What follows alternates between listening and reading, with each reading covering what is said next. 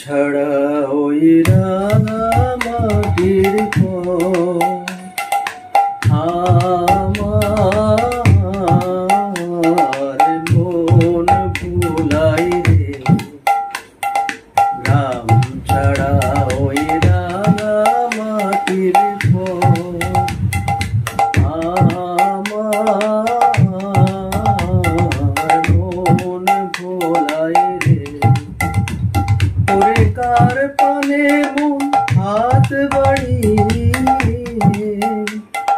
লুটিয়ে যাই ধুলাই রে। আমার মন ভোলাই রে। গ্রাম ছাড়া ওই রাঙামাটির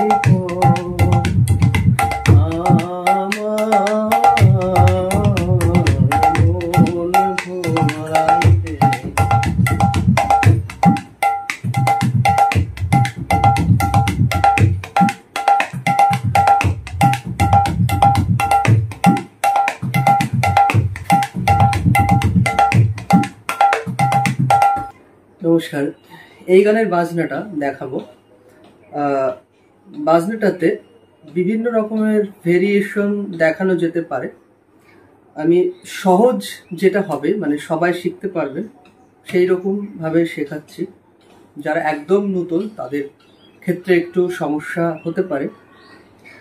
দেখুন, কোনো গানে যখন বাজানো হবে বা শিখবো আমরা, তখন প্রথমেই আগে গানটার যে লয় বা ছন্দটা, যেমন এটার ছন্দ হচ্ছে 4/4। এইবার সেখানে আমাকে হাতে তালি দিয়ে বারবার আগে প্র্যাকটিস করে নিতে হবে যারা নতুন শিখছেন।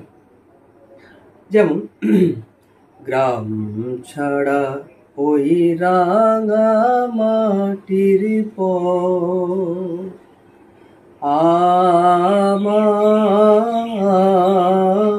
আমার মন ভোলাই রে। 1 2 3 4 5 6 7 8।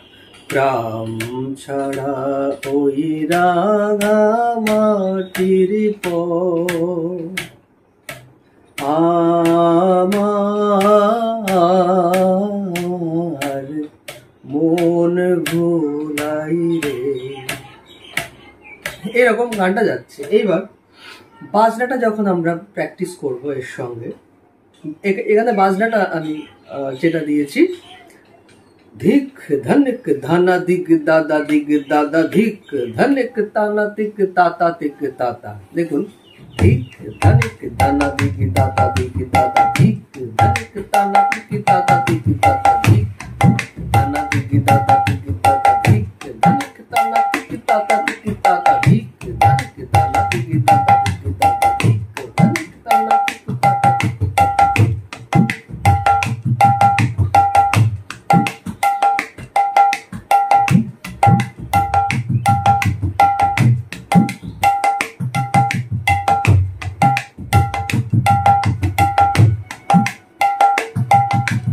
আপনারা ফিঙ্গারিংটা দেখছেন, আমি যেমন ফিঙ্গারিং করছি আপনাদের সেরকমই যে করতে হবে তা কিন্তু না। আপনাদের সুবিধা মতো আপনারা করবেন।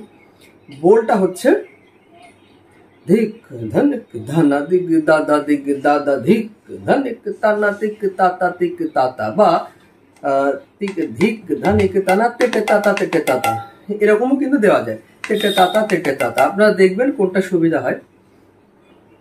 এইবার এই বোলটা যখন আমরা রেয়াজ করব বা এই গানের সঙ্গে বাজাবো, তখন এই যে আমরা প্র্যাকটিস করবো এরকম ভাবে, ধিক ধনিক ধানা দিক দাদা দিক দাদা ধিক ধনিক তানা দিক তাতা দিক তাতা ধিক ধনিক ধানা দিক দাদা দিক দাদা ধিক ধনিক তানা দিক তাতা দিক তাতা ধিক ধনিক ধানা দিক দাদা দিক দাদা ধিক ধনিক তানা দিক তাতা দিক তাতা। এরকম ভাবে কিন্তু রেয়াজটা করবো, তাহলে খুব সহজ হবে। এইবার চলছে ধিক ধনিক ধানা দিক দাদা দিক দাদা ধিক ধনিক তানা দিক তাতা দিক। গ্রাম ছাড়া ওই রাঙামাটির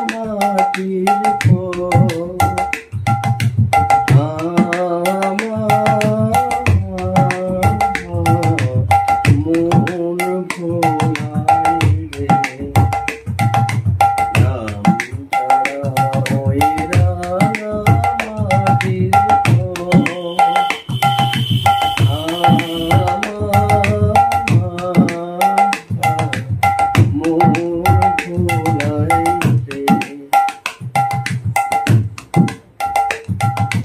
কার পানে মুখ হাত বাড়িয়ে লুটিয়ে যায় ধুলাই রে আমার মন ভোলাই রে ছাড়া এই মাটি। এবার দেখুন আমি যেমন আপনারা বাঁ দিকটা দেখছেন তো, আমি সময় সময় এরকম করছি এরকম করছি এরকম করছি।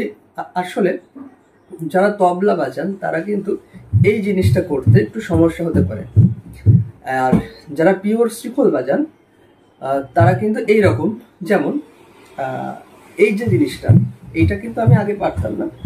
এটা ওই রেয়াজ করতে করতে বিভিন্ন বাজনা, যেমন বায়াটা যদি একদম বসা থাকে তখন দেখবেন এতে না এইরকমে ভালো হয় না, আওয়াজটা বেরোয় না। তখন এইরকম করলে আওয়াজটা বেরোয়, সেটা আমরা মাইকে দিলে পরে বুঝতে পারি। সেজন্য সব রকম ভাবে আপনাদেরকে প্র্যাকটিস করে রাখতে হবে। যখন যেটা প্রয়োজন হবে, মাইকে সাউন্ডে অনেক সময় সমস্যা হয়ে থাকে, যেমন ভাবে সাউন্ড ভালো হবে সেরকম ভাবে বাজাতে হবে। এইবার বাজনাটা আমি বলে দিচ্ছি। ধিক ধা, ধিক আমরা এরকম করব, ধিক ধা, ধিক ধা নিক নিক ধানা, ধিক ধা নিক ধানা, দিগ দাদা দিগ দাদা, দিগ দা, সরি দিগ দাদা দিগ দাদা, তারপর ধিক। এইটা করছি ধিক ধা নিক তানা, ধিক ধা হতে পারে তাও হতে পারে, ধিক ধা নিক তানা। এবার টিকি তাতা টিকি তাতা, এটা এরকমও করতে পারি, বা টিকি তাতা টিকি তাতা, বা টেটে তাতা টেটে তাতা। ধিক ধানিক ধানা দিকি তাতা দিকি তাতা, ধিক ধানিক তানা টেটে তাতা টেটে, ধিক ধানিক ধানা দিকি তাতা দিকি তাতা, ধিক ধানিক তানা টেটে তাতা টেটে, ধিক ধানিক ধানা দিকি তাতা দিকি তাতা, ধিক ধানিক তানা টেটে তাতা টেটে তাতা, ধিক ধানিক ধানা দিকি তাতা, ধানিক তানা টেটে তাতা টেটে তাতা।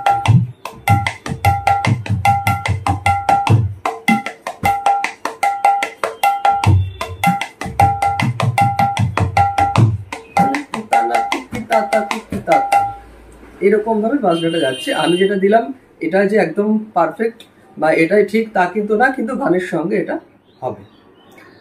আপনারা এটা প্র্যাকটিস করুন। আবার আসছি অন্য একটা বাজনা নিয়ে। ততক্ষণের জন্য নমস্কার।